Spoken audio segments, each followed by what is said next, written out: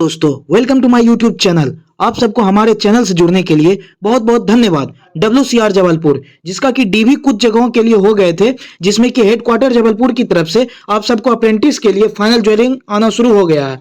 जिस जिस को मेल आया हो ज्वाइनिंग के लिए एक बार कमेंट जरूर करें, और जो आगे ज्वाइनिंग करेंगे वो भी इस वीडियो को पूरा देखें। तो आपको ज्वाइनिंग में क्या क्या बना के लेके जाना पड़ेगा और कब है ज्वाइनिंग, पेमेंट क्या रहेगी से लेके सारी इंपॉर्टेंट बातें बताने वाला हूं। वीडियो को लास्ट तक देखें ताकि आपको पूरी जानकारी मिल सके, और आप अगर नए हो तो चैनल से जुड़ जाओ ताकि फ्यूचर अपडेट मिलती रहे। को हेडक्वार्टर जबलपुर के लिए मेल आया है, उसको 13/12/2024 13 दिसंबर 2024 को 10:30 बजे तक आपको इंदिरा मार्केट जबलपुर में जाना अनिवार्य है, तभी आपका वहां ज्वाइनिंग हो सकेगा।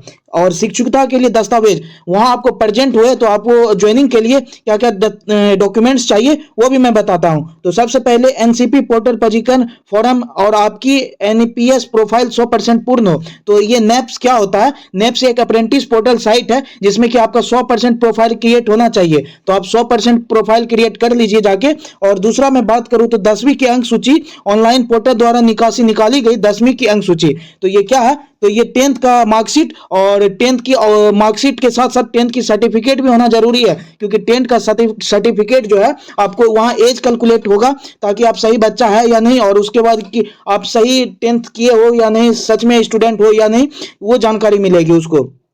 तीसरा मैं बात करूं तो ITI marksheet, certificate, medical fitness certificate, PAN card, Aadhaar card. आपको आईटीआई मार्कशीट जो ओरिजिनल मार्कशीट है और ओरिजिनल सर्टिफिकेट है वो दोनों को लेके जाना है। साथ ही फिर से आपको मेडिकल फिटनेस बनाना पड़ेगा, मेडिकल जो कि आपका डिस्ट्रिक्ट से गेजेटेड ऑफिसर द्वारा बनाया जाता है। साथ ही आपको पैन कार्ड और आधार कार्ड लेके जाना पड़ेगा। और बात करें तो आपको चरित्र प्रमाण पत्र, विकलांगता प्रमाण पत्र जो कि पुलिस स्टेशन से बनाना पड़ेगा।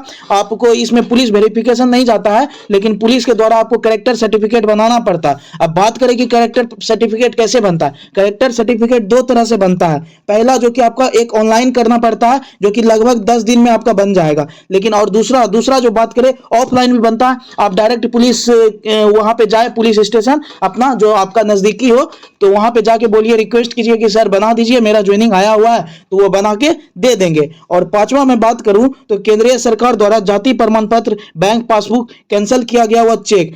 तो आपको इसमें जो है, अगर आपके पास जाति प्रमाण पत्र नहीं है तो जाके सेंट्रल का जाति प्रमाण पत्र बना ले। साथ ही आपका बैंक पासबुक भी रहना जरूरी है। जैसा कि मैंने पिछले वीडियो में आपको बताया था कि ज्वाइनिंग करने से पहले आप ये चीज बनवा ले। तो इसमें देख लीजिए साफ साफ लिखा हुआ है बैंक पासबुक। आपका खाता खुलाना जरूरी है क्योंकि उसी पे पेमेंट आएगा। तीसरा मैं बात करूं कैंसिल किया गया हुआ चेक, तो आपका चेक भी रहना जरूरी है। आपका चेक नहीं है तो वहां पे आपको थोड़ी दिक्कत आ सकती है, बोले वहां पे फिर से बनवा के आपको वहां जमा करना पड़ेगा। आपका चेक अगर आपका बैंक से नहीं है तो आप चेक वहां से अप्लाई कर दीजिए, जल्द से जल्द आप बनवा लीजिए।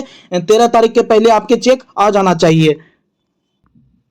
यहां देख लीजिए 6 नंबर में क्या लिखा हुआ है, जिन उम्मीदवार जिनकी कक्षा 10वीं में की अंक सूची, आईटीआई, जाति प्रमाण पत्र जैसे चीजों में उम्मीदवार का नाम पिता के नाम में अंतर है, मतलब कि आपका जो नाम हो और या पिता का नाम हो उसमें दोनों में भिन्नता है, मतलब कि सर्टिफिकेट में कुछ और नाम है, आपका जाति प्रमाण पत्र में कुछ और नाम है, आईटीआई में कुछ और नाम है पापा का या फिर आपके, तो आपको जो है 100 रुपया का एक एफिडेविट बनवाना पड़ेगा कोर्ट से। उस पर प्रस्तुत करना होगा कि मेरा नाम यही है, मेरे फादर का नाम यही है। आगे चल के आपको कोई भी दिक्कत नहीं होगी। फिर वही मैं बात कर लेता हूं आपकी पेमेंट की। तो आपकी पेमेंट 7700 रहने वाली है।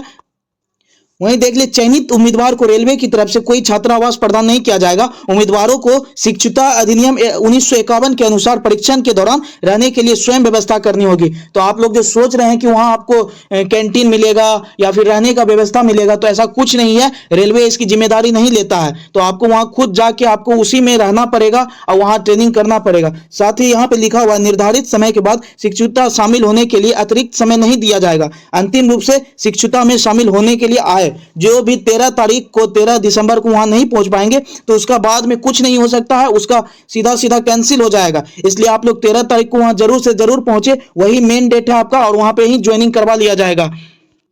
और साथ ही जिसको मेल आया हुआ है ज्वाइनिंग के लिए वो एक बार कमेंट को जरूर करे। और आपको अगर वीडियो पसंद आई हो तो वीडियो को लाइक करना ना भूले और चैनल से जुड़ जाए ताकि ऐसी अपडेट आपको मिलती रहे।